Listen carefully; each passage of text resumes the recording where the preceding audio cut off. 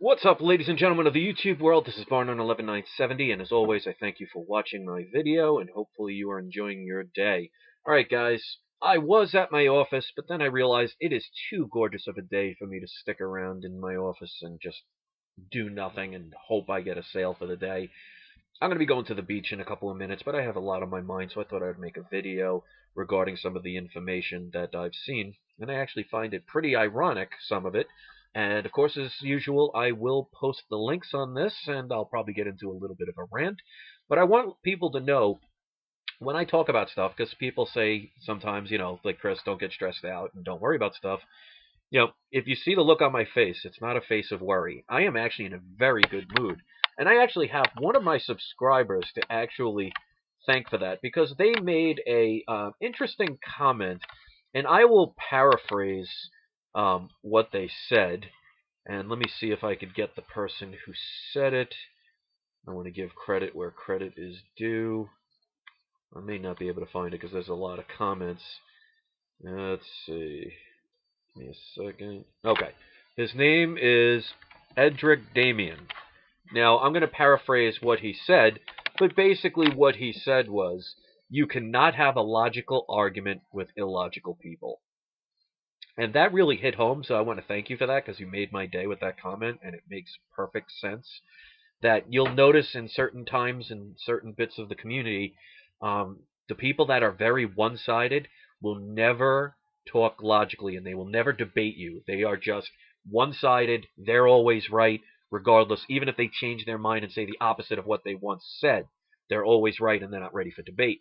As a matter of fact, one of my people that actually one of the first people I blocked in a very long time was making a comment about how, on my other video about the Chris Dorner situation, where he was saying that I'm glad, he got what he deserved, and I hope the cops tortured him before they executed him.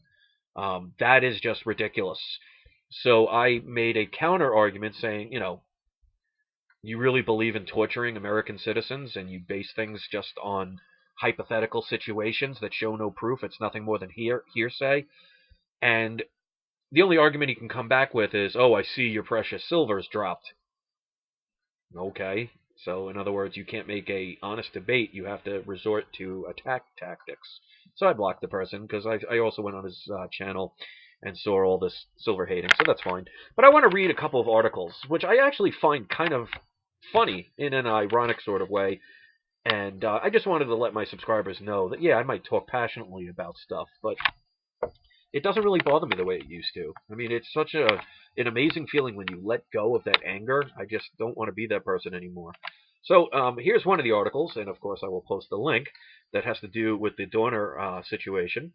And this was done by ABC News, and the title is, Loophole May Hold Up Dorner Reward. So I'm going to read a little bit about this and show how funny it is at how easily they can get their agendas passed and not even actually ultimately have to pay anything that they promise. Promises by government officials and people in that area. Yeah, that's, I believe in them. All right, but let's go.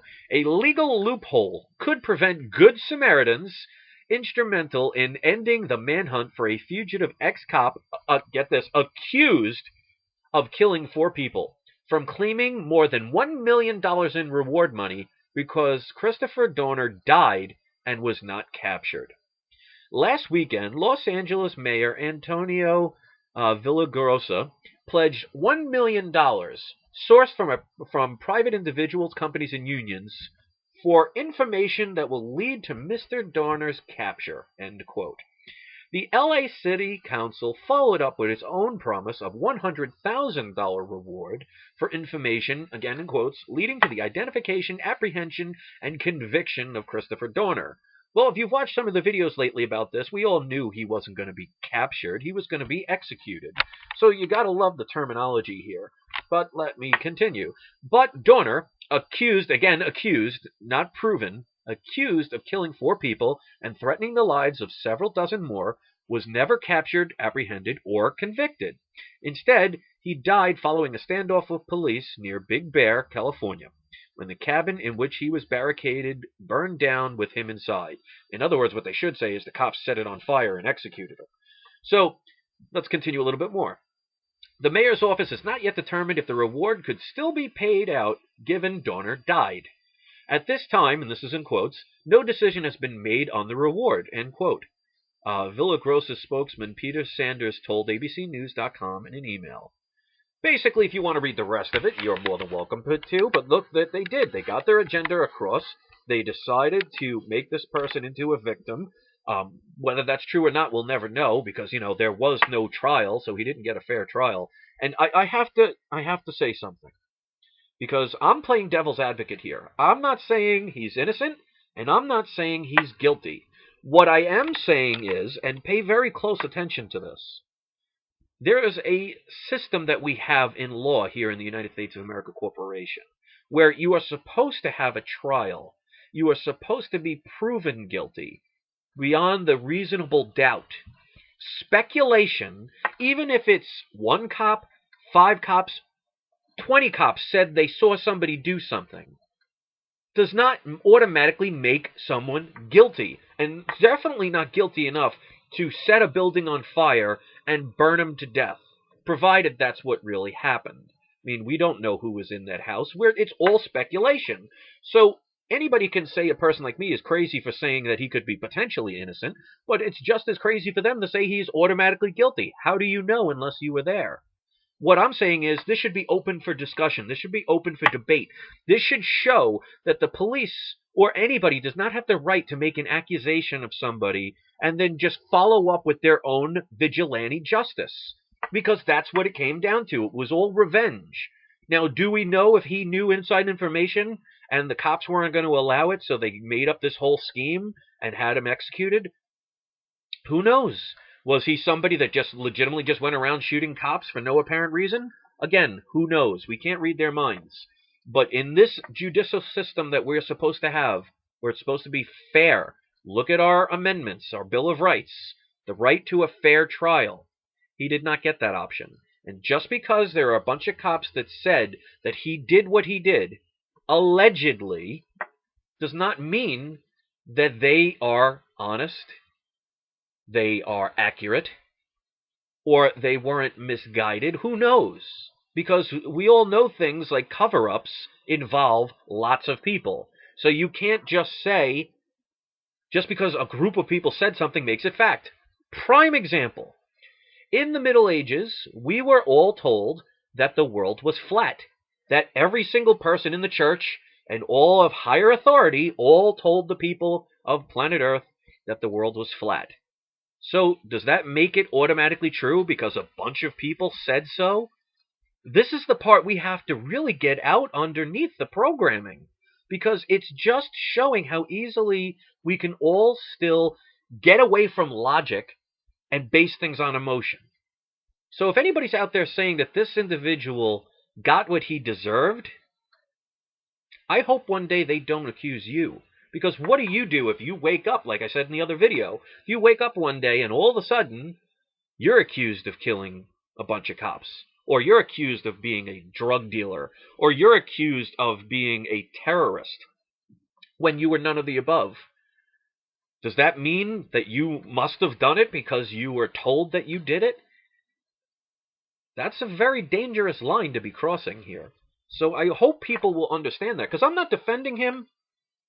And I am not saying that he isn't guilty. He could be. But we cannot assume that because the media said it. And my thing is, the more people that witness an event, the more likely there is, especially this day and age, where every single phone on the planet has a camera attached to it, that somebody could have taken a snapshot of him shooting somebody. And if so many witnesses were there and nobody was there able or had the ability to record anything, now, of course, that can't happen in every circumstance, but, let's put it in perspective here. There is nothing but accusation here. And if you think accusation is enough to punish someone, then, I don't know, are we a democracy anymore? Or do we really have the Bill of Rights? Or is it just things like the National Defense Authorization Act, where you can make an accusation and you could just do a vigilante kind of situation? Is that where we become? And look at how we are programmed with all our movies and TV shows. and all this propaganda where they make you think, oh, you got to get the bad guy. You got to feel that hatred towards that evil person who did these evil things. And in the end, the good guy kills the bad guy and we're all, yay. No, that's not how it's supposed to be in the real world. But we see it all the time. You see all these different movies where they program you and program you and program you that the good guy can always kill the bad guy as long as it's justified.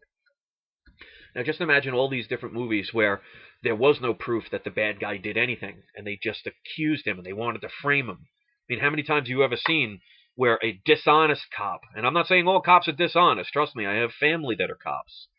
But there are a few bad apples that will spoil the tree. So unless you could tell me that all cops and all military or all government officials or all bankers or all lawyers, they're all 100% honest, nobody in the world is 100% honest. So, everybody is subject. And when you have money and power, it influences a lot of decisions, especially up in the higher, parts of the government and on down, and it trickles down.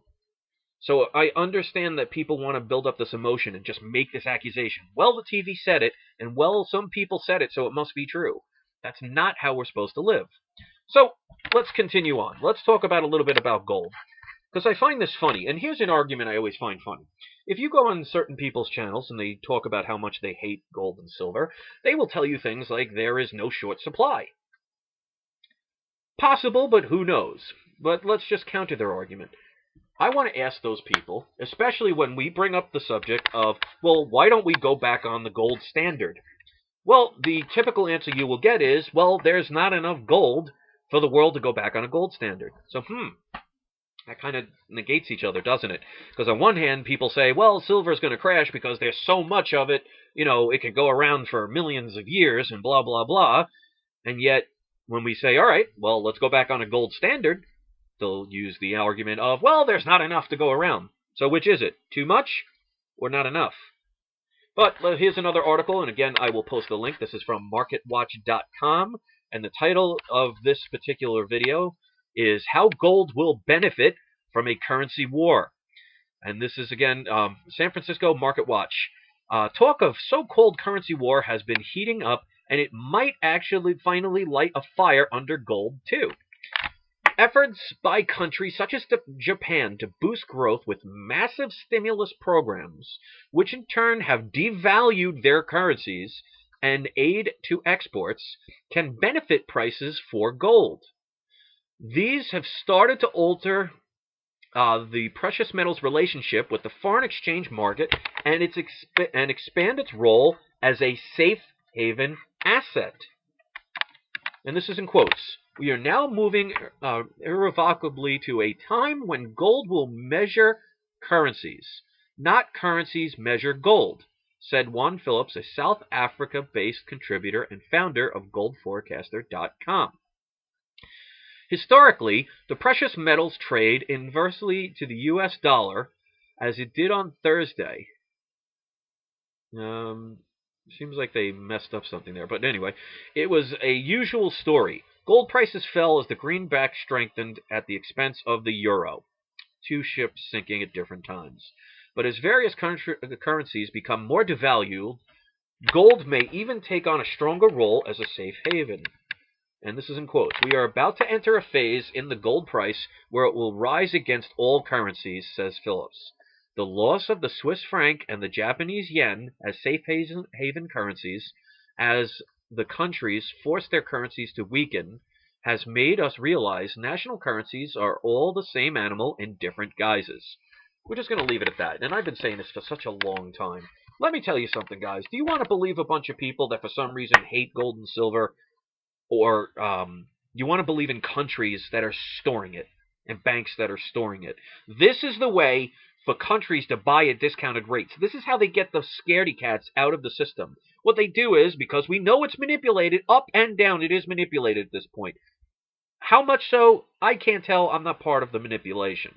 But what they do is, when they want to buy at discounted prices, and there might not be as much supply as they can really get their hands on, they crash or dip the system. A bunch of people use their emotion and fear, get out of the system, and people buy it up at discounted prices. So if you want to believe what a bunch of individuals are doing, that's absolutely fine. If you want to do what countries are doing, and that's storing gold, and you're getting these people talking about how this will raise the price of gold eventually, it's your choice. I'm not here to put a gun to anybody's head and saying what you have to do. You don't have to do anything. And if some of you are depressed today, which I've gotten a couple of comments saying people are depressed, well, if you sold all your gold today and you sold it at a loss, then you should be depressed and you should be feeling pretty stupid because that was not an intelligent move to make. Now, if you did not sell anything and you own physical gold and silver, well, what have you lost?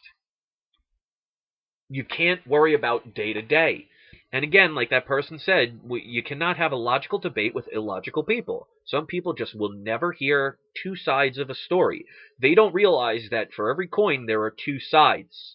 So that's why you'll see nothing but nonstop hatred. And that's why with me, even though I like gold and silver, I will tell all of you this. If I found out tomorrow that gold and silver was the biggest scam on the planet, and I found out that actually they will drop it to zero, or they will confiscate it all and you'll end up with nothing, guess what, people? Because I try and have integrity, I will make a video telling people about it. I'm not here to swindle anybody. I'm not here to sell anything. I'm here to help people the best I can. And that means you have to look at things at both sides.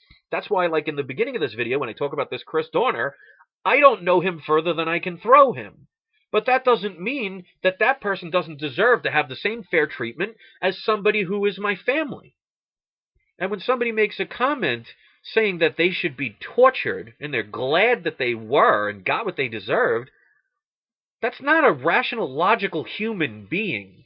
If you wish torture on someone, you are not a good person, plain and simple. Whatever happened to love? Whatever happened to peace? Whatever happened to compassion? Is this the world that we're living in now, where we're going to cheer for somebody being burnt to death? That's a pretty sad state to be in. But again, you can't talk logically to illogical people. So I'm going to leave it at that. I want people to know that I try and think of both sides, because there always has to be the devil's advocate. You always have to make sure that you get as much accurate information as you can before you formulate an opinion. And that's not always the easiest thing to do, because in television, we've grown up on it. We've been told all our lives to trust authority. And as we age and get wisdom, we start seeing all these things in a different perspective, and it starts being the opposite of what we've been programmed all our lives. And I can understand that's a hard thing to let go of.